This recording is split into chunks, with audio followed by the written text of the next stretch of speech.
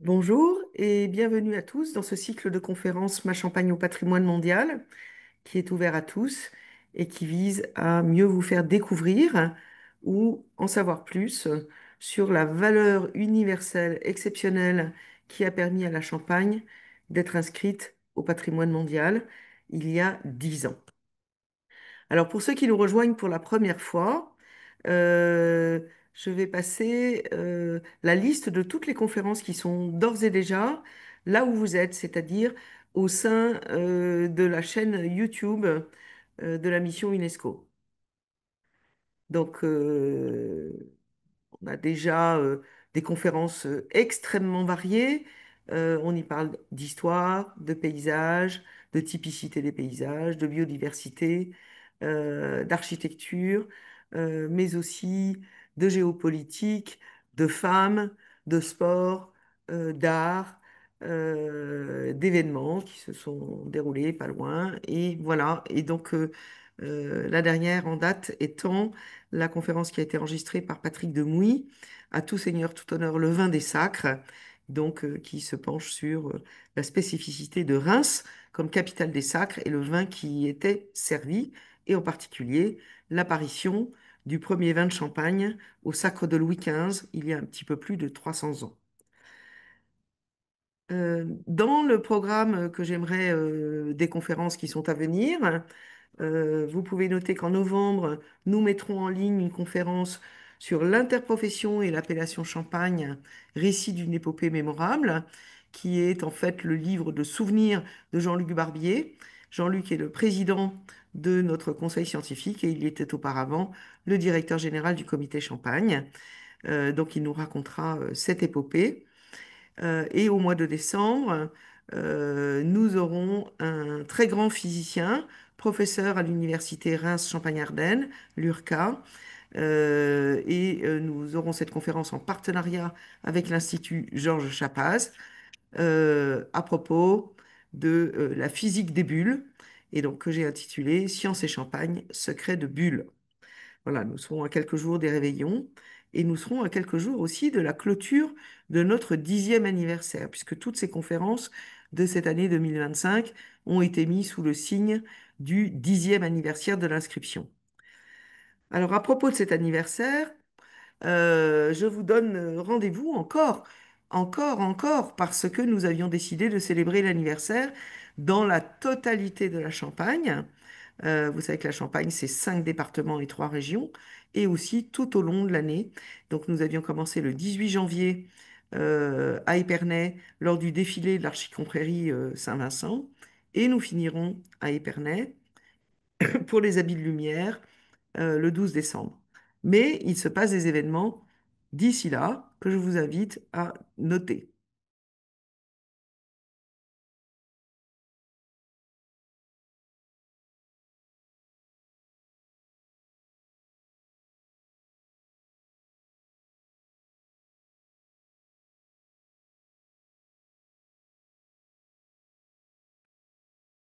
Alors venons-en à la conférence d'aujourd'hui.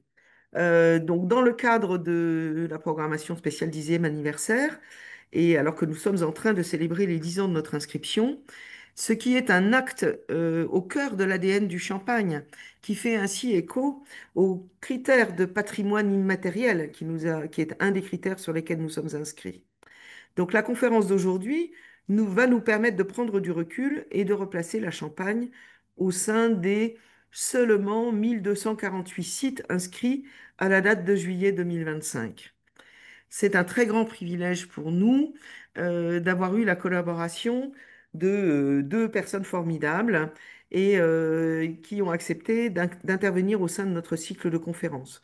Madame Irena Caquet, du Centre de patrimoine mondial, et donc qui travaille au siège de l'UNESCO à Paris, et Chloé Campo de Montozon, qui est déléguée générale de l'ABFPM.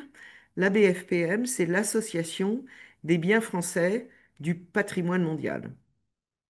Grâce à elle deux, les notions de catégorie de biens inscrits au sens de l'UNESCO, de valeur universelle exceptionnelle, de gestionnaire de biens et de responsabilité sur le devenir, l'authenticité et l'intégrité du bien inscrit n'auront plus de secret pour vous. Et vous prendrez conscience des enjeux qu'affronte le patrimoine mondial. Vous constaterez leur connaissance intime de notre inscription, l'expression de notre singularité formulée différemment, et vous mesurez la raison de notre présence au sein de ces grands sites nationaux et mondiaux. Et d'ores et déjà, je veux remercier Irena et Chloé de si bien connaître la Champagne, alors qu'elle gère beaucoup, beaucoup, beaucoup d'autres sites. Il y a 54 sites maintenant en France et je le disais tout à l'heure, 1248. Et Irena, vous allez voir, on a la responsabilité de une grosse partie en Europe.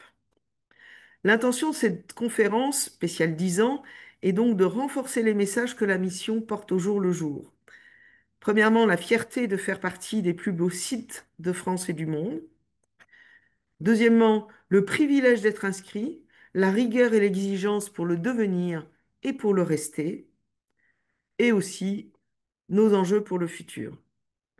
En définitive, l'inscription des coteaux, maisons et caves de champagne n'est qu'un commencement, et les champenois doivent s'engager sur plusieurs générations, s'adapter et préserver le bien quoi qu'il arrive, alors que les risques sont juste devant nous, et en particulier, évidemment, les risques du dérèglement climatique. Alors, je vais vous présenter plus en détail chacune de nos conférencières avant de leur donner la parole. Tout d'abord, Irena Kakay. Irena est originaire d'Ukraine. Elle parle formidablement français, vous allez voir. Elle travaille à l'UNESCO depuis 2003. Elle est actuellement spécialiste de programme au sein de l'unité Europe et Amérique du Nord du Centre du patrimoine mondial. Et elle s'occupe des dossiers concernant la France, l'Europe centrale et l'Europe de l'Est. Avant d'intégrer le centre, elle a exercé diverses fonctions au sein du secteur des relations extérieures de l'UNESCO. Elle est titulaire d'un doctorat en relations internationales de l'Université de Cambridge ainsi que de 2 masters. Donc, c'est elle qui prendra la parole en premier. Et ensuite, elle sera suivie de Chloé de Montozon, qui prend la parole au nom de la BFPM. Chloé est de formation initiale en sciences politiques et urbanisme. Elle baigne dans le patrimoine mondial depuis 1998. D'abord au Centre du patrimoine mondial, au sein de l'unité Asie-Pacifique, puis au sein de l'agence d'urbanisme de Chinon pour travailler sur la mise en œuvre du plan de gestion de Luang Prabang, l'ancienne capitale royale du Laos, inscrite en 1995. Elle participe peu après à la création de la structure de gestion du Val-de-Loire, qui est donc inscrit au patrimoine mondial et dont elle devient la secrétaire générale. Et depuis 2010, elle consacre toute son énergie et son enthousiasme à faire vivre l'Association des biens français du patrimoine mondial, ce que nous appelons la BFPM, le réseau qui regroupe les gestionnaires des 54 sites français du patrimoine mondial. Et donc, elle s'attache à coordonner sur les formations, les échanges, sur tous les sujets des plans de gestion. Et j'ai déjà assisté à un de ces séminaires et c'est un moment extraordinaire de rencontre avec tous les autres gestionnaires. Donc voilà, donc je vais déjà passer la parole à Irena Kakay et je vous souhaite une très bonne conférence et je vous donne rendez-vous au mois de novembre pour écouter Jean-Luc Barbier. À bientôt. Bonjour à toutes et à tous. Permettez-moi tout d'abord de féliciter au nom de l'UNESCO la mission Coteaux, Maisons et Caves de Champagne pour l'excellente initiative d'organiser un cycle de conférences à l'occasion du 10e anniversaire de l'inscription du site Coteaux, Maisons et Caves de Champagne sur la liste du patrimoine mondial. Je tiens également à saluer les efforts remarquables que la mission déploie pour la préservation et la valorisation de ces biens du patrimoine mondial dont j'étais témoin lors de ma mission en Champagne il y a 2 ans. Pour commencer, j'aimerais vous donner un aperçu du concept de la valeur universelle exceptionnelle qui constitue les fondements de toute inscription sur la liste du patrimoine mondial. Dans la deuxième partie de mon intervention, après l'intervention de Chloé Campo, je vous parlerai des enjeux actuels liés à la préservation du patrimoine mondial. Avant d'aborder la notion de valeur universelle exceptionnelle, il me semble important de rappeler brièvement les différentes catégories des biens, les biens naturels, les biens culturels, incluant des paysages culturels, et les biens mixtes. Donc, les biens ou les sites, comme on dit, naturels, regroupent des monuments naturels, des formations géologiques, des zones constituant l'habitat d'espèces animales et végétales rares ou menacées, ou encore des zones de beauté naturelle exceptionnelles. Il inclut par exemple des montagnes, des forêts, des déserts, des lacs, des rivières ou des zones marines. Prenons un exemple en France. Le site Terre et Mer australe française, inscrit en 2019, est situé dans l'océan Indien. Ce bien est constitué de 60 îlots et a été inscrit pour la concentration exceptionnelle d'oiseaux et de mammifères marins qu'il abrite. Grâce à leur isolement par rapport aux activités humaines, ces îles offrent un écosystème remarquablement préservé, faisant de ces biens un site de grande valeur pour la recherche scientifique. Les biens culturels, quant à eux, sont des monuments, des ensembles architecturaux ou des sites ayant une valeur universelle exceptionnelle du point de vue de l'histoire, de l'art ou de la science. Ils comprennent des bâtiments, des centres historiques, des sites archéologiques, mais aussi certains paysages culturels. Un exemple d'inscription récente est celui de la maison carrée de Nîmes, construite au 1er siècle de notre ère. Il s'agit d'un des premiers temples romains associés au culte impérial dans les provinces. Ces deux exemples que je viens de vous montrer euh, démontrent-nous la grande diversité des sites, non seulement thématiques et géographiques, mais aussi en termes de taille. Les terres et mers australes françaises ont une superficie de plus de 166 millions d'hectares, alors que les sites La Maison Carrée de Nîmes s'étend sur uniquement 464 mètres carrés.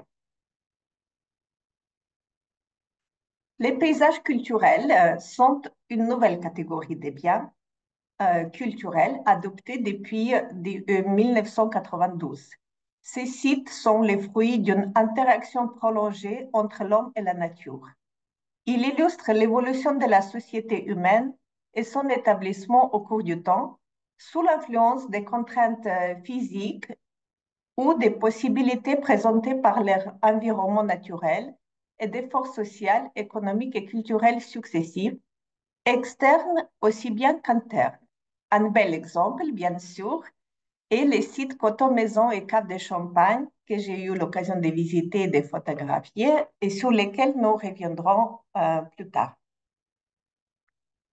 Enfin, les sites mixtes, patrimoine mixte culturel et naturel, sont des biens considérés comme mixtes s'ils répondent à une partie ou à l'ensemble des définitions du patrimoine culturel et naturel qui figurent dans les textes de la Convention du patrimoine mondial. Un bel exemple est les paysages des montagnes Pyrénées-Montperdu qui rayonnent des deux côtés des frontières nationales de France et d'Espagne. Ces sites comprennent des canyons les plus grands et les plus profonds d'Europe. Ces sites est également un paysage pastoral qui reflète un mode de vie agricole autrefois répandu dans les régions montagneuses d'Europe. Les biens du patrimoine mondial sont inscrits sur la liste du patrimoine mondial en raison de leur valeur culturelle ou naturelle tellement exceptionnelle qu'elles transcendent les frontières nationales et présentent les mêmes caractères inestimables pour les générations actuelles et futures de l'ensemble de l'humanité. Cette importance est exprimée par la valeur universelle exceptionnelle d'un site que le Comité du patrimoine mondial adopte dans la déclaration de la valeur universelle exceptionnelle, généralement au moment de l'inscription du site. Pour être inscrit, un bien doit également satisfaire aux conditions d'intégrité et pour les biens culturels, d'authenticité. Enfin, la protection et la gestion est le troisième pilier essentiel. Mais que recouvre cette notion de valeur universelle exceptionnelle précisément? Pour qu'un bien puisse être inscrit, il doit répondre au moins à un des 10 critères définis par le Comité du patrimoine mondial. Ces critères sont répartis en deux grandes catégories, culturels d'une part et naturels d'autre part. J'ai choisi des exemples des sites à travers le monde pour illustrer les différents critères et également démontrer la grande diversité du patrimoine mondial. Les critères culturels sont les suivants. Critère 1. Représenter un chef-d'œuvre du génie créateur humain. Ces critères s'appliquent aux sites qui démontrent des réalisations artistiques ou architecturales exceptionnelles. C'est le cas du site le Taj Mahal en Inde, chef-d'œuvre de l'architecture funéraire indo-islamique. Ce monument est reconnu pour sa symétrie parfaite, sa qualité de construction exceptionnelle et l'harmonie unique entre ses éléments architecturaux, décoratifs et paysagers. Critère 2. Témoigner d'un échange d'influence considérable pendant une période donnée ou dans une ère culturelle déterminée sur le développement de l'architecture ou de la technologie, des arts monumentaux, de la planification des villes ou de la création des paysages. On peut ici prendre comme exemple les monastères de Gerhard et la haute vallée de l'Azat en Arménie. Ces sites abritent de nombreuses églises et tombes dont la plupart sont troglodytiques. Il illustre l'apogée de l'architecture monastique médiévale arménienne et de son art ornemental, intégrant de nombreuses innovations qui ont profondément marqué l'évolution de la région. Critère 3. Apporter un témoignage unique ou exceptionnel sur une tradition culturelle ou une civilisation vivante ou disparue. Par exemple, Gordion en Turquie était un centre politique et culturel majeur de la Phrygie antique. Ces sites offrent un témoignage significatif sur cette civilisation de l'âge du fer, célèbre pour son expertise en construction, en travail du bois ou du métal. Critère 4. Offrir un exemple éminent d'un type de construction ou d'ensemble architectural ou de paysage illustrant une période significative de l'histoire humaine. La ville historique de Meknès au Maroc en est une parfaite illustration. Ses remparts de 15 mètres de haut, son architecture de terre et son urbanisme reflètent la grandeur des capitales nord-africaines du XVIIe siècle. Meknès incarne aussi un mélange remarquable d'influences islamiques et européennes. Critère 5.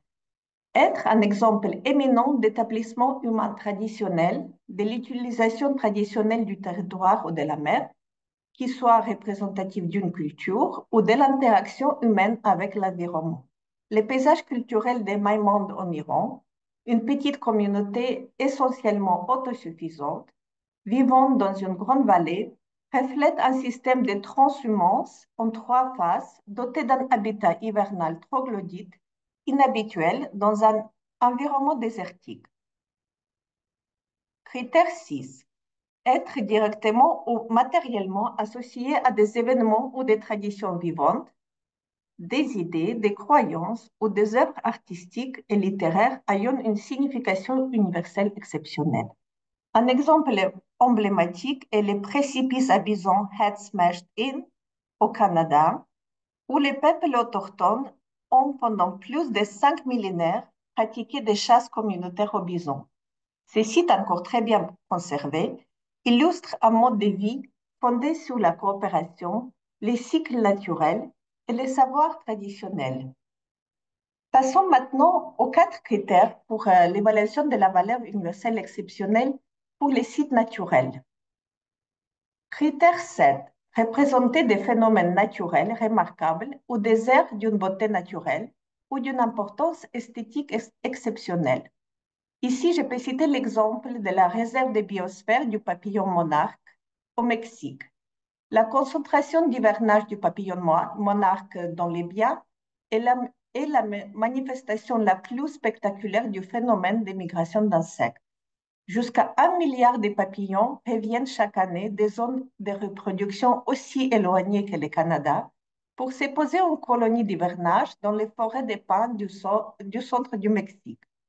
les biens protègent environ 70% de la population orientale d'hivernage des papillons monarques. Critère 8. Être des exemples éminemment représentatifs des grands stades de l'histoire de la Terre. Par exemple, les montagnes de Barberton-McRangewa en Afrique du Sud contiennent la séquence des roches volcaniques et sédimentaires parmi les plus anciennes et les mieux conservées de la planète. Elles offrent une source d'informations précieuse sur l'origine de la Terre et sur l'environnement dans lequel la vie unicellulaire primitive est apparue pour la première fois sur notre planète. Critère 9. Être un exemple éminemment représentatif de processus écologiques et biologiques en cours dans l'évolution et le développement des écosystèmes et communautés de plantes et d'animaux terrestres, aquatiques, côtiers et marins. Au Japon, les sites Shirakami-Sonchi constituent les derniers et les plus remarquables vestiges des forêts tempérées froides des hêtres qui recouvraient le nord du Japon. Dominée par les hêtres des Siebold, elle contient des principales espèces de l'écosystème, y compris les pics noirs ou encore l'ours noir japonais. Ce site est essentiel pour les études sur les zones tempérées froides et les effets du changement climatique sur ces écosystèmes. Enfin, critère 10, contenir des habitats naturels les plus représentatifs et les plus importants pour la conservation in situ de la diversité biologique. La presqu'île de Valdés en Argentine, située en Patagonie, est le principal lieu au monde pour la reproduction des baleines franches australes, avec plus de 1500 spécimens recensés chaque année. On y trouve aussi des éléphants de mer, des orques et d'autres espèces marines.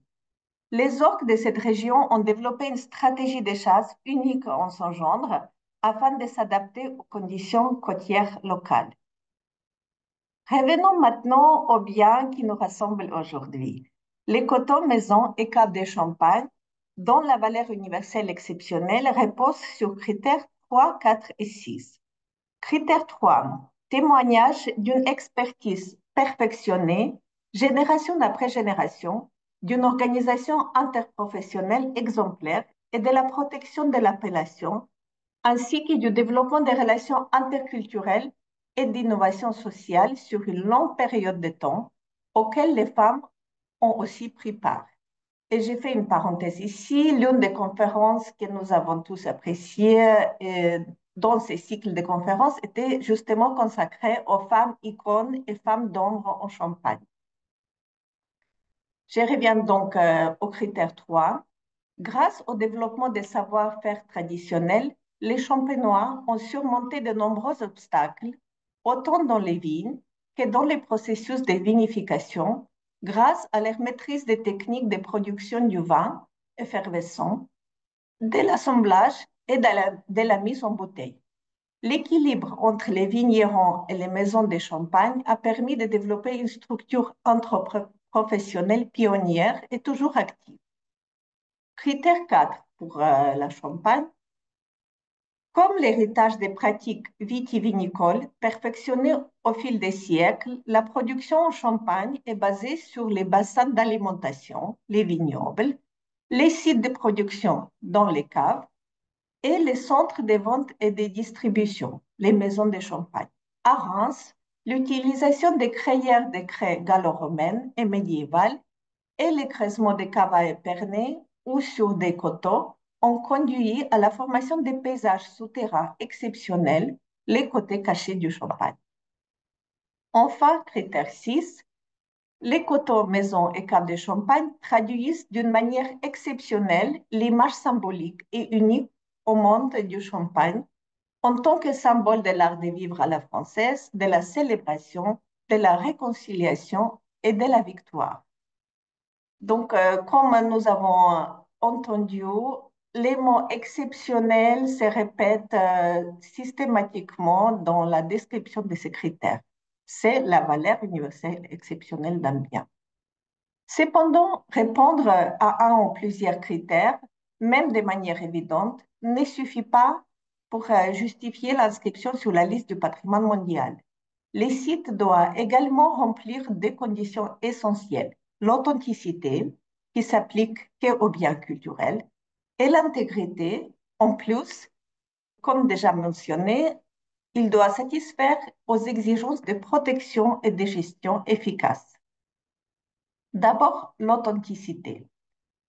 La capacité à comprendre la valeur universelle attribuée au patrimoine dépend du degré de crédibilité et de véracité que l'on peut accorder aux sources d'informations concernant cette valeur.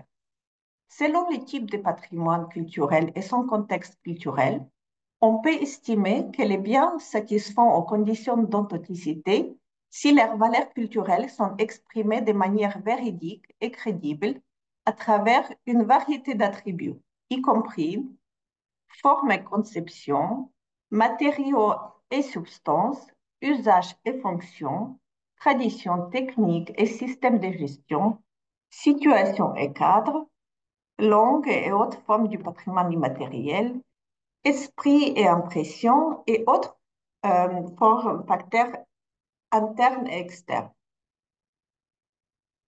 L'intégrité, quant à elle, est une appréciation d'ensemble et du caractère intact du patrimoine naturel ou culturel ou de ses attributs. Étudier les conditions d'intégrité exige par conséquent d'examiner dans quelle mesure les sites possèdent tous les éléments nécessaires pour exprimer sa valeur universelle exceptionnelle et d'une taille suffisante pour permettre une représentation complète des caractéristiques et processus qui transmettent l'importance de ces biens. Concernant les cotons maisons et caves de Champagne, le Comité du patrimoine mondial a estimé que les biens comprennent les éléments les plus représentatifs et les mieux préservés, témoignant de la naissance, la production et la diffusion du champagne par une organisation fonctionnelle et territoriale symbiotique. Maintenant, je voudrais me pencher brièvement sur la protection et la gestion d'un bien qui, comme vous vous souviendrez, est le troisième pilier de la valeur universelle exceptionnelle. La protection et la gestion du bien du patrimoine mondial doivent assurer que leur valeur universelle exceptionnelle, y compris les conditions d'intégrité et d'authenticité, sont maintenues ou améliorées dans le temps. Tous les biens inscrits sur la liste du patrimoine mondial doivent avoir une protection législative à caractère réglementaire, institutionnel ou traditionnel adéquate à long terme pour assurer les sauvegardes. Cette protection devra inclure des limites correctement définies pour englober tous les attributs porteurs de la valeur universelle exceptionnelle, y compris l'intégrité et l'authenticité du bien. Si nécessaire pour la bonne protection du bien, une zone tampon appropriée doit être prévue.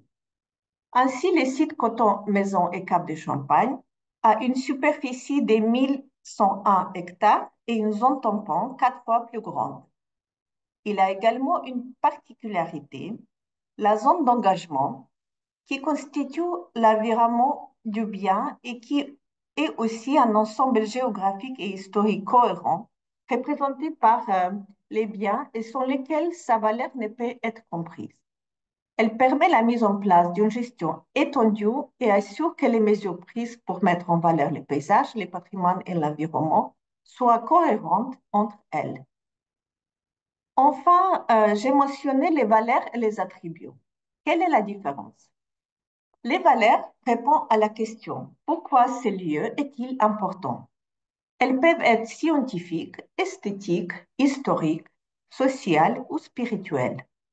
Les attributs, quant à eux, sous-tendent la valeur universelle exceptionnelle et permettent la compréhension de cette valeur. Ces attributs seront au cœur des actions de protection et de gestion, ainsi que des dispositifs institutionnels, et les limites du bien proposé pour inscription seront façonnées par la distribution spatiale des attributs et des mesures respectives requises pour assurer leur protection. Les biens coton, maison et caves de Champagne présentent trois ensembles d'attributs. les bassins d'approvisionnement qui forment les coteaux historiques, les unités de production, les caves souterraines et et les espaces de commercialisation, les maisons de champagne. Eux, ces attributs ensemble reflètent la totalité du processus de production de champagne.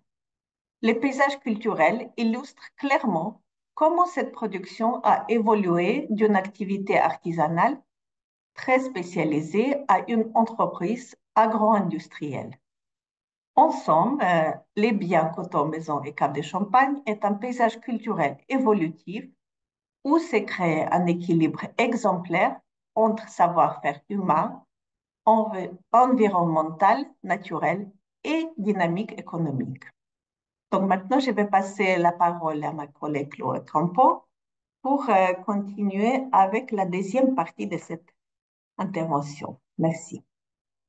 À mon tour, permettez-moi de remercier la mission Coteaux, Maisons et Caves de Champagne pour cette invitation à vous parler des biens français du patrimoine mondial, des défis de leur gestion, du réseau qu'ils ont décidé de constituer il y a presque 20 ans et plus généralement de la grande famille à laquelle ils appartiennent. Et merci également à Irena pour la démonstration très claire qu'elle nous a faite de la valeur universelle exceptionnelle qui est le fondement de toute inscription, mais aussi le concept le plus difficile à expliquer lorsque nous devons faire de la médiation patrimoine mondial, et j'y reviendrai très vite dans le cours de ma présentation. J'ai construit mon propos autour de 3 grands axes. Un aperçu de la richesse et de la diversité des biens français inscrits sur la liste du patrimoine mondial, un focus sur les enjeux de gestion de ces biens français, sans trop empiéter sur les propos à venir d'Irena, et quelques éléments relatifs à la mise en réseau qui nous permettront de reprendre un peu de hauteur. Mais intéressons-nous d'abord à ces biens. Alors, certains d'entre vous le savent peut-être, mais la France compte aujourd'hui 53 biens inscrits sur la liste du patrimoine mondial, ce qui en fait l'un des pays les plus dotés, derrière l'Italie qui en compte 60, la Chine 59 et l'Allemagne 54. Comme vous l'apercevez probablement assez difficilement, je le crains, sur la carte qui apparaît à l'écran, les biens inscrits se situent à la fois sur le territoire métropolitain et outre-mer. Alors, il est toujours un peu réducteur de procéder à une catégorisation de ces biens, mais on peut néanmoins considérer que nous avons 6 grandes typologies de biens en France, et j'y reviens tout de suite. Pour mémoire, la France a été l'un des premiers pays à ratifier la Convention du patrimoine mondial en 1975, et elle a commencé à proposer des biens pour inscription dès 1979. Je pense qu'Irena vous en parlera dans la 3e partie de cette conférence, mais la liste du patrimoine mondial, qui compte plus de 1200 biens à date, doit faire face à un véritable enjeu de crédibilité et de représentativité. Alors évidemment, au fil du temps, les exigences en matière de candidature se sont renforcées, des quotas ont été mis en place pour garantir un certain équilibre, tant en matière de nature de biens que d'appartenance géographique. Mais lorsque les premières inscriptions ont été réalisées dès 1978, les pays qui étaient prêts à le faire ont inscrit beaucoup de biens et suivant un rythme très soutenu. Et je dois dire que c'est le cas de l'Europe et notamment de la France. Alors, les inscriptions sont évidemment se sont complexifiées, ont évolué au cours du temps, ont pris en compte des catégories qui n'étaient pas représentées au départ, Irena l'a dit, comme les paysages culturels ou même le patrimoine industriel. Et la France compte dans son portfolio d'inscription, si vous me permettez l'expression, pratiquement tous les types de biens que l'on retrouve sur la liste, à savoir des monuments et des ensembles, des villes et centres historiques, des paysages culturels et des biens étendus, des biens naturels, des biens mixtes et des biens en série qui peuvent être soit naturels, soit culturels. Et avant que je ne rentre rapidement dans le détail de ces catégories, à travers quelques exemples, je souhaiterais revenir sur ce qu'Irena vous a dit dans la première partie de cette conférence. Tous les biens inscrits sur la liste du patrimoine mondial ont une valeur universelle exceptionnelle. Et cette valeur est telle que la disparition de ces biens représenterait une perte pour l'humanité tout entière. Et nous devons évidemment tout faire pour les préserver et les transmettre aux générations futures. Ces biens sont à la fois universels dans la mesure où ils portent tous en eux une part de notre patrimoine commun et où ils racontent et sont dépositaires d'une partie de l'histoire de l'humanité ou de la Terre. Et cette notion d'universalité dépasse bien évidemment les frontières, les cultures, les langues ou les religions. Mais ces biens sont aussi exceptionnels dans la mesure où ils témoignent de façon unique d'un patrimoine qu'on ne retrouve nulle part ailleurs. Et c'est bien la combinaison de ces deux facteurs qui justifie l'inscription d'un bien et qui constitue son ADN. Et c'est aussi ce qui est le plus difficile à expliquer et à transmettre. Et pour chacun des biens que je vais vous citer maintenant à titre d'exemple, pour illustrer l'ensemble des catégories que je vous ai présentées à l'instant, je tâcherai de vous donner à voir cette VUE grâce à un travail de traduction graphique que nous avons entrepris au sein du réseau et confié à un illustrateur qui s'appelle Olivier Sanson et dont vous voyez le dessin à l'écran à l'instant même. Et je précise bien évidemment qu'il ne s'agit que d'un survol et que je ne vise en aucun cas l'exhaustivité. Considérez qu'il s'agit davantage d'une mise en bouche pour vous inciter à en apprendre plus. Alors, la première famille de biens est celle des monuments et des ensembles. Historiquement, c'est la famille la plus ancienne et elle compte probablement les éléments patrimoniaux les plus iconiques de la France. Lorsqu'on interroge un visiteur étranger sur les biens français qu'il imagine inscrits, ou même en français, le Mont Saint-Michel est ainsi cité systématiquement. Inscrit dès 1979, cet îlot rocheux situé au milieu des grèves immenses accueille ce qu'on appelle la merveille de l'Occident, Saint-Michel au péril de la mer, cette abbaye bénédictine fondée en 966 et érigée sur un sanctuaire dédié à l'archange Michel. Il s'agit de l'un des hauts lieux de la civilisation chrétienne médiévale, le symbole d'une quête et d'une élévation vers l'idéal à travers un cheminement individuel, spirituel et physique. Mais cette dimension universelle s'exprime de façon tout à fait unique à travers plusieurs éléments, comme le contexte géographique et un paysage exceptionnel, la silhouette unique du mont et de son abbaye, cette imbrication inédite entre l'architecture et le rocher, sans oublier l'accès difficile et exigeant qui répond à ce cheminement spirituel et physique du pèlerin dont je parlais à l'instant. Un autre exemple que j'ai choisi pour cette première catégorie est celui de la maison carrée de Nîmes, également citée par Irina. Cette maison, érigée au 1er siècle de notre ère, est l'un des premiers exemples de temple romain, en l'occurrence dédié aux héritiers d'Auguste Caius et Lucius César, qui puissent être associés au culte impérial dans les provinces de Rome, Irina vous l'a dit. Son exceptionnalité est liée à la maîtrise architecturale du bâtiment, à son décor remarquable et son incroyable état de préservation. Il témoigne également de l'adhésion, de la fidélité et de l'unité de la colonie à l'Empire et à Rome. La deuxième catégorie de biens est celle des paysages culturels et des biens étendus. Une catégorie, Irina vous l'a dit, qui a été introduite par le Comité du patrimoine mondial en 1992. J'avais évidemment choisi de commencer par vous citer le bien maison, coteaux et caves de Champagne, mais Irina en a parlé et c'est un sujet que vous maîtrisez probablement tous très bien. Je ne résiste toutefois pas à vous montrer les dessins qui ont été faits par notre illustrateur pour traduire la VUE et qui soulignent le caractère universel du bien à travers ce paysage viticole et la résonance planétaire de l'artisanat qui s'y est développé, le savoir-faire historique de l'effervescence et bien évidemment le caractère festif associé au champagne. L'exceptionnalité du bien est liée à ce paysage vertical que l'on retrouve dans le nom même du bien coteaux, maisons et caves de Champagne. Et Irina l'a cité, ce patrimoine souterrain incroyable. Donc, pardon pour ce raccourci, surtout si vous êtes déjà des spécialistes, mais je ne pouvais pas faire l'impasse.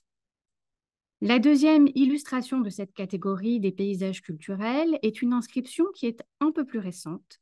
C'est celle de Tapu Tapu Atea. C'est un paysage culturel marin qui est situé en Polynésie française, sur l'île de Raiatea. Et il compte en son cœur ce qu'on appelle le marae, un espace politique, cérémoniel et funéraire, point d'intersection entre le monde des vivants et celui des ancêtres. Sa dimension universelle repose sur la quête initiatique du franchissement des océans et l'art de la navigation traditionnelle pour relier les hommes, alors que l'exceptionnalité, pardon, c'est un mot qui est difficile à dire, du bien, est liée au caractère unique de ce lieu, temple culturel et social, témoin de 1000 ans de civilisation maori. Une troisième catégorie, qui est celle des villes et des centres historiques. Encore, j'ai choisi de vous citer 2 exemples bien connus. D'abord, celui de Paris, Rive de la Seine, qui est une ville inscrite en 1991 et qui est caractéristique d'une histoire et d'un dialogue universel entre l'homme, la ville et le fleuve qui a inspiré le monde entier. Elle offre par ailleurs une concentration tout à fait exceptionnelle de chefs-d'œuvre iconiques de l'architecture, des monuments et des places situés le long du fleuve qui témoignent de l'histoire de la ville. Mon deuxième exemple est celui de Bordeaux, Port de la Lune, une ville inscrite en 2007 et qui témoigne du développement de la ville par le fleuve, un centre d'échange d'influence sur plus de 2000 ans d'histoire et qui possède une qualité, une unité et une lisibilité architecturale et temporelle exceptionnelles. La catégorie suivante est celle des biens en série. J'ai choisi de vous citer 2 biens en série culturels. Sachez qu'il existe bien évidemment des biens en série naturels, dont notamment le bien des forêts de hêtres. Alors, premier bien dont l'inscription remonte à 2016, c'est celui de l'œuvre architecturale de Le Corbusier, une contribution exceptionnelle au mouvement moderne. Ce bien en série transnationale est composé de 17 composantes sur 7 pays différents et il témoigne du travail de recherche et d'innovation de Le Corbusier pour placer l'homme au centre d'une architecture conçue pour tous et toutes. Toutes les œuvres qui composent le bien, qu'elles soient monumentales, standardisées ou modestes, témoignent des débats d'idées qui ont conduit au développement du mouvement moderne, à la naissance d'un nouveau langage architectural et aux réponses qui ont été apportées aux besoins sociaux et humains de l'homme moderne. Dernière inscription en série en date en France, c'est celle des sites funéraires et mémoriels de la Première Guerre mondiale. Là encore, il s'agit d'un bien transnational qui est constitué de 139 composantes situées en Belgique et en France. Et ce bien regroupe un ensemble de sites funéraires et mémoriels de la Première Guerre mondiale, rupture majeure dans l'histoire de l'humanité et malheureusement, quoi de plus universel que la guerre. Ces sites, conséquence directe d'une souffrance et d'un deuil de masse, sont des lieux de recueillement, de paix et de réconciliation. Ils témoignent d'un culte des morts inédit jusque-là, puisque c'est la première fois que l'on individualise les tombes des soldats décédés et forment un ensemble de sites singuliers par leur style, leur architecture, leurs matériaux et leurs paysages. Les biens naturels maintenant. Comme au niveau international, il s'agit d'une catégorie qui est largement minoritaire en France.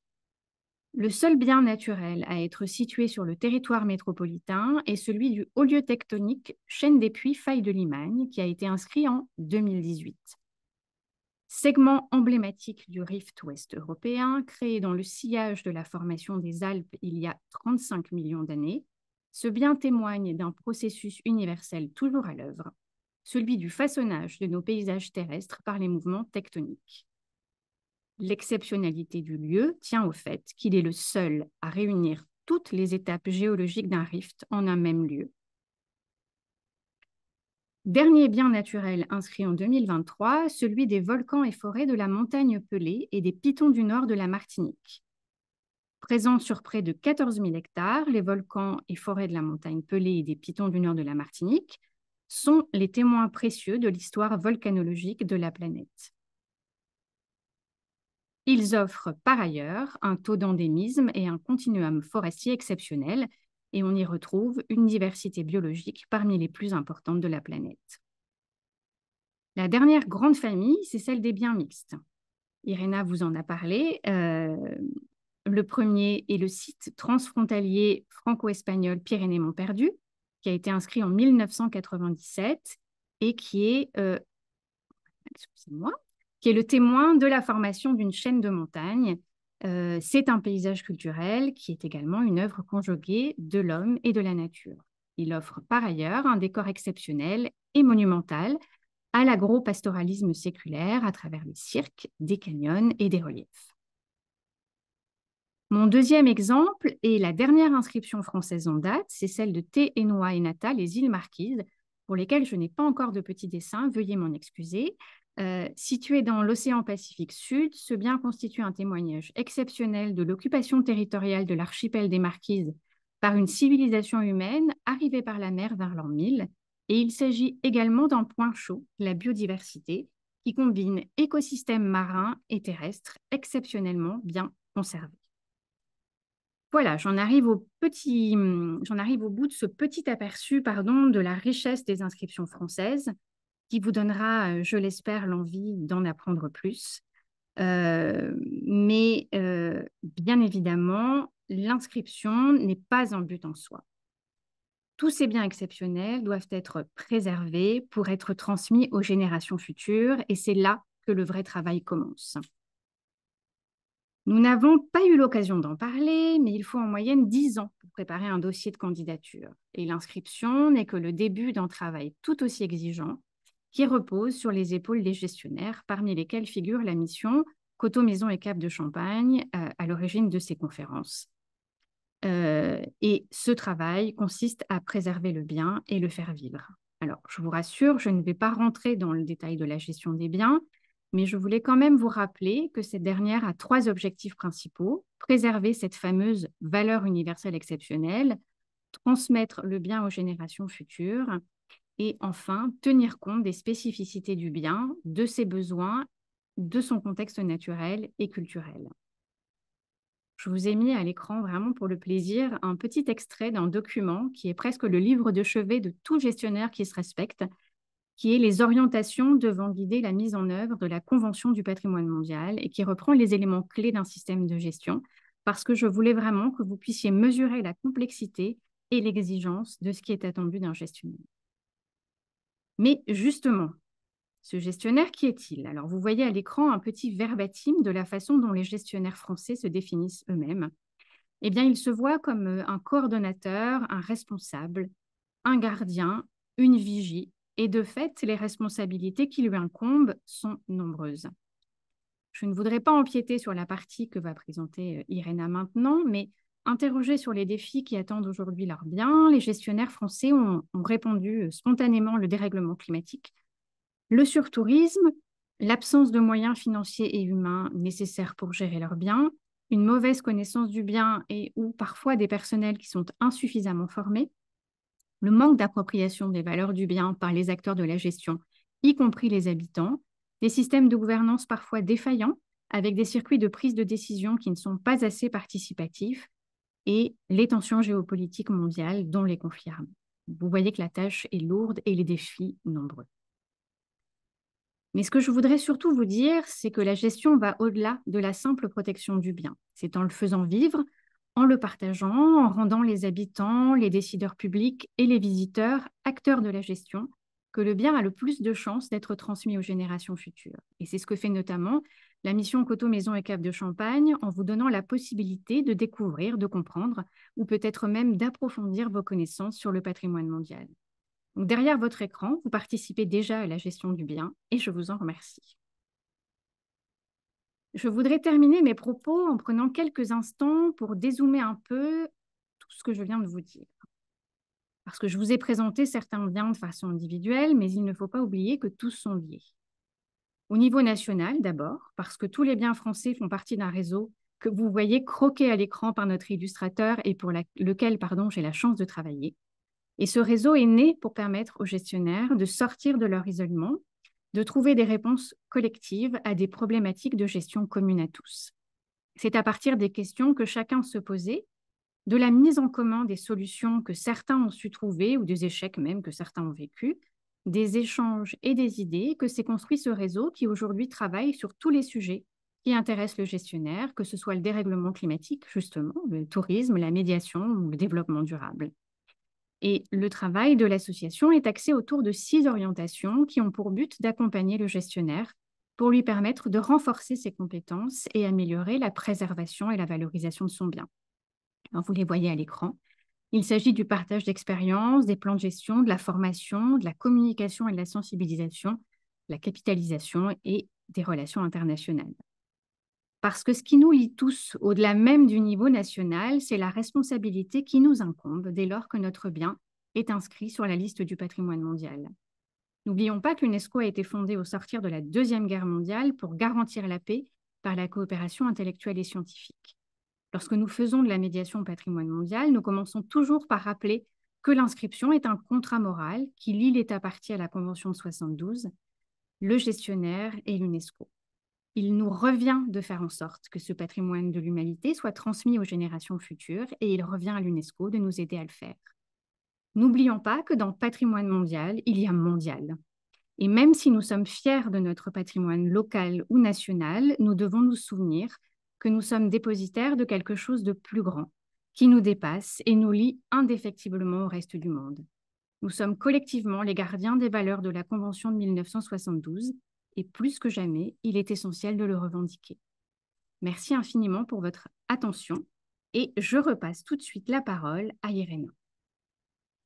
Merci Chloé. Maintenant, je voudrais vous parler des enjeux actuels du patrimoine mondial. Aujourd'hui, les sites du patrimoine mondial sont exposés à diverses menaces, telles que les pressions liées aux aménagements urbains et autres, les conflits armés, les catastrophes naturelles et les impacts du changement climatique. Bien sûr, il y a beaucoup d'enjeux et beaucoup de menaces, et Chloé, on en a mentionné certains pour les biens français, mais à présent, je voudrais mettre en valeur trois enjeux. Deux menaces majeures pour la protection du patrimoine mondial, qui sont les changements climatiques et les conflits armés, ainsi que la question plus structurelle de la représentativité de la liste du patrimoine mondial. La première menace sur laquelle je souhaite m'arrêter est sans aucun doute l'une des plus urgentes et transversales, c'est le changement climatique. La hausse inédite des températures observées au cours du XXe siècle est sans précédent. Et selon de nombreux rapports du groupe d'experts intergouvernemental sur l'évolution du climat, elle est en grande partie imputable aux activités humaines.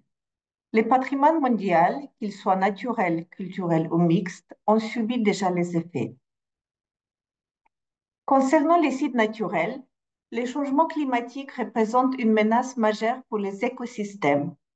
L'acidification et le réchauffement des océans compromettent la biodiversité marine, en particulier les récifs coralliens tropicaux, largement représentés parmi les biens marins du patrimoine mondial et dont le blanchissement croissant pourrait conduire à une extinction à grande échelle.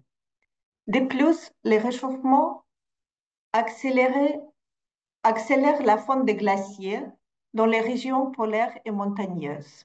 L'UNESCO a récemment d'ailleurs publié l'édition 2025 du rapport mondial des Nations Unies sur la mise en valeur des ressources en eau, intitulé Montagnes glaciers, des châteaux d'eau, consacré en partie à la disparition des glaciers et aux mesures à adopter pour y faire face.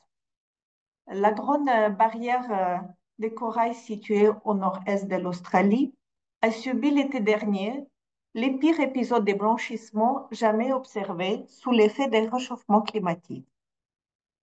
Quant aux sites culturels, ils ne sont pas non plus épargnés des effets du changement climatique. Les bâtiments anciens conçus pour des climats spécifiques deviennent davantage vulnérables face aux nouvelles conditions climatiques. L'élévation du niveau de la mer menace les sites côtiers. Le réchauffement du sol compromet la préservation des vestiges archéologiques et les incendies des forêts menacent les sites culturels à proximité. Par exemple, en mars de cette année, la République de Corée a été frappée par des incendies de forêts inédits. Bien que l'origine exacte ne soit pas claire, ces faits s'expliquent notamment par des températures printanières exceptionnellement élevées. qui ont asséché la végétation et favorisé la propagation rapide des flammes.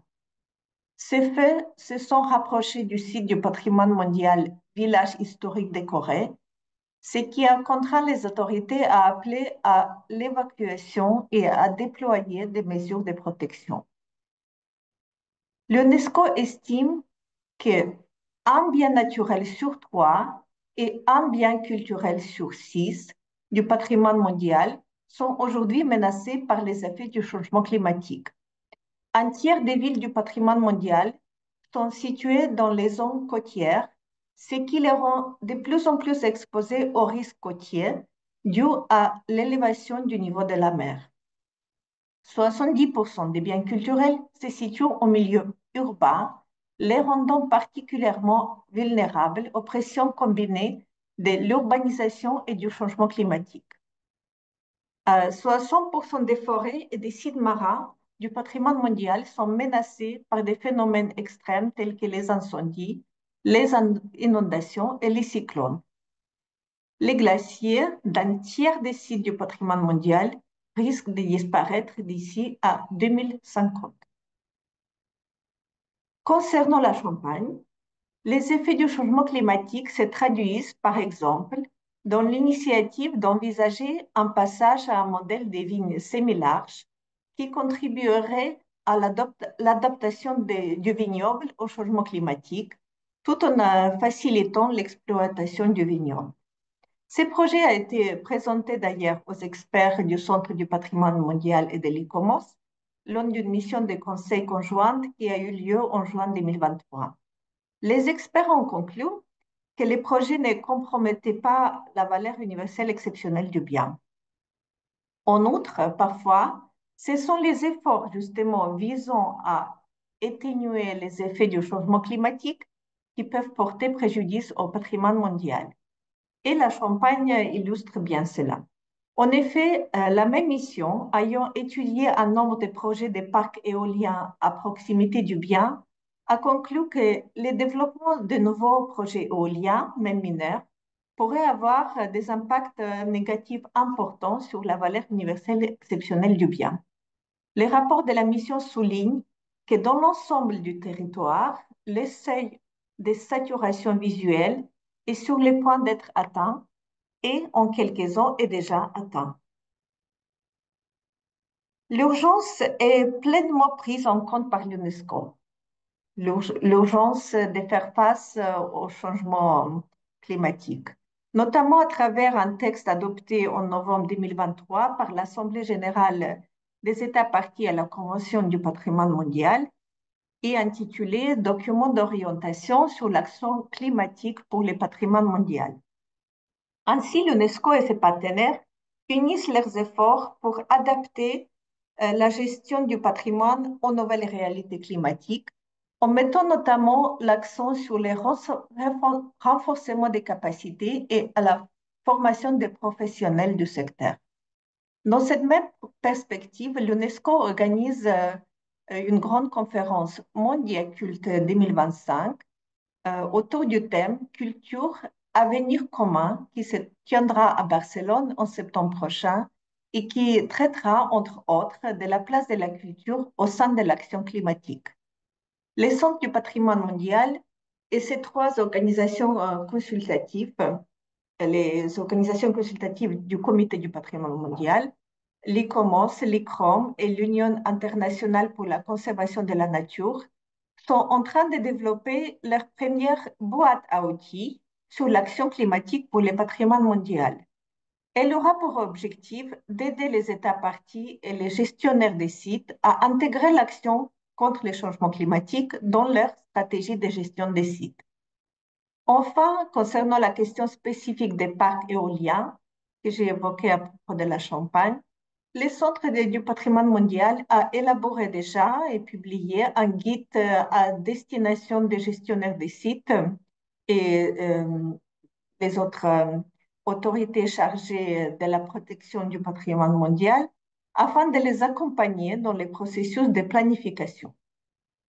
Face à l'ampleur et la complexité des effets du changement climatique, sur les biens du patrimoine mondial, il est clair qu'aucun acteur ne peut agir seul.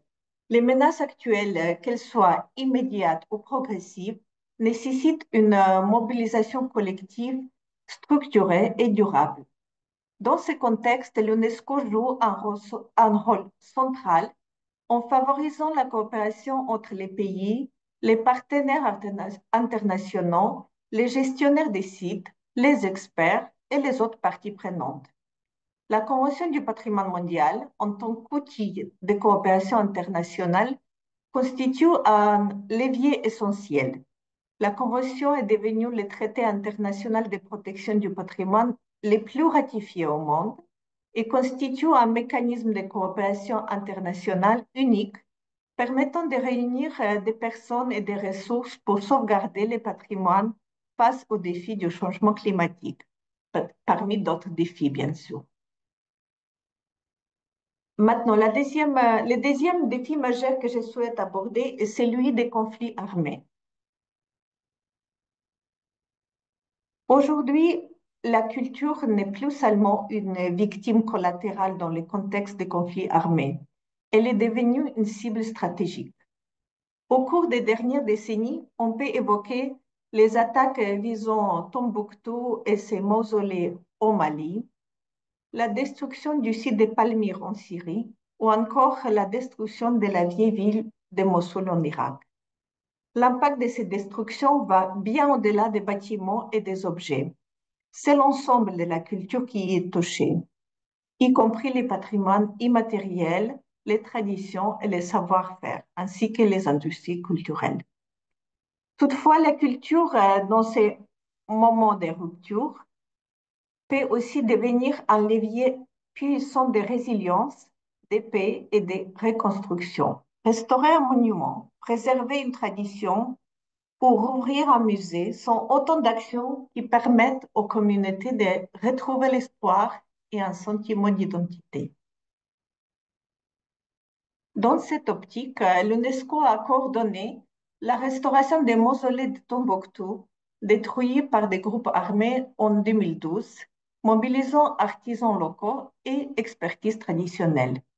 Plus récemment, l'UNESCO a fait de même à Mossoul, en Irak, en soutenant la reconstruction des monuments symboliques de la ville, notamment la mosquée Al-Nouri et les minarets Al-Adba.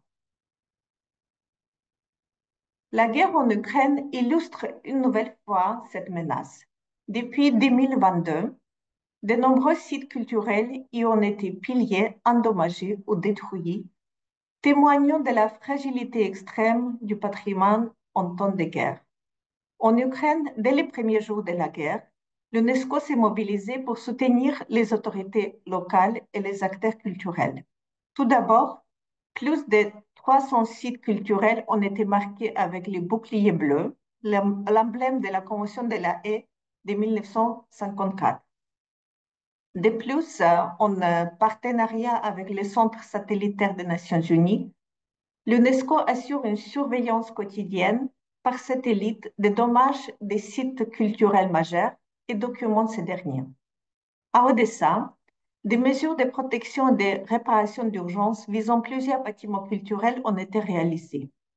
En 2023, le centre historique d'Odessa a été inscrit à la fois sur la liste du patrimoine mondial et la liste du patrimoine mondial en péril. Malheureusement, ces inscriptions ne l'ont pas protégé des attaques qui continuent aujourd'hui. Dans ce contexte de vulnérabilité accrue, l'UNESCO accompagne l'UNESCO accompagne la ville d'Odessa dans l'élaboration d'un plan d'urgence destiné à être intégré dans les plans de gestion du bien. Ces initiatives et d'autres que le temps ne nous permet pas de mentionner aujourd'hui traduisent pleinement l'esprit de la Convention de la Haye, qui affirme dès son préambule les attentes portées aux biens culturels, à quelque peuple qu'ils appartiennent, constituent des atteintes au patrimoine culturel de l'humanité entière étant donné que chaque peuple apporte sa contribution à la culture mondiale. La culture ne peut être reléguée au second plan en temps de crise. L'UNESCO a fait de cette problématique une priorité car elle touche au cœur même de son mandat, qui est d'élever les défenses de la paix dans les esprits des femmes et des hommes par les biais de la culture. Lorsqu'on évoque la crédibilité de la liste du patrimoine mondial, qui compte aujourd'hui un nombre impressionnant de 1223 sites, la question de la représentativité de cette liste se pose en premier lieu. Ici, deux dimensions principales sont à prendre en compte. La répartition par catégorie des biens et surtout la répartition géographique par région et par pays, que Chloé a déjà évoquée. En premier lieu, la liste reste largement dominée par des biens culturels. Actuellement, les biens culturels représentent 78% de la liste, les biens naturels 19% et les biens mixtes seulement 3%. En second lieu, et c'est surtout cette répartition qui fait débat, si l'on répartit les biens inscrits sur la liste du patrimoine mondial par région, on observe un fort déséquilibre. L'Europe et l'Amérique du Nord concentrent à elles seules 47% de tous les biens. La région Asie-Pacifique, 24%, l'Amérique latine et les Caraïbes, 12%, l'Afrique, seulement 9% et les États arabes, 8%. Il convient de souligner que 28 pays ayant ratifié la Convention du patrimoine mondial n'ont encore aucun site sur la liste. Concernant les biens culturels, une étude menée par l'ICOMOS en 1993 a révélé que les causes derrière la sous-représentation des pays non européens sont multiples et peuvent être divisées en deux grandes catégories. Des causes structurelles liées au processus de nomination du patrimoine mondial ainsi qu'à la gestion et la protection des biens, et des causes qualitatives liées à la manière dont les biens sont identifiés, analysés et évalués.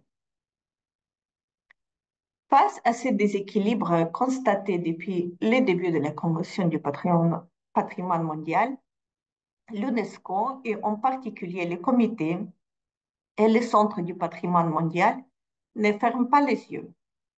En 1994, le comité du patrimoine mondial a lancé une stratégie globale pour une liste du patrimoine mondial équilibrée, représentative et crédible. Cette initiative vise à corriger les déséquilibres au sein de la liste en favorisant une meilleure répartition entre biens culturels et naturels et en encourageant les propositions des pays non représentés ou moins représentés. Dans ce contexte de rééquilibrage, l'Afrique est aujourd'hui considérée comme une priorité.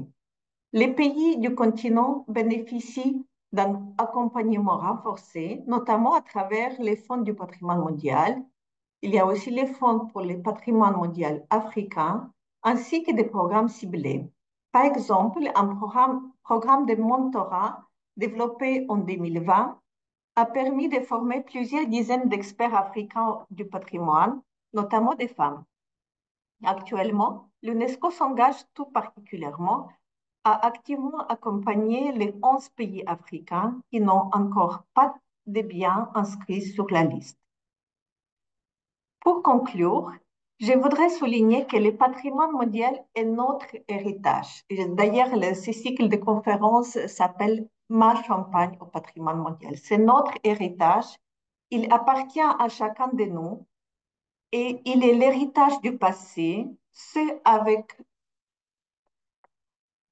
avec quoi nous vivons aujourd'hui et ce que nous transmettons aux générations futures. Je tiens donc à remercier tous les acteurs du patrimoine, dont la mission Coton Maison et Cave du Champagne, pour le travail consacré à la préservation de notre patrimoine commun. Je vous remercie de votre attention.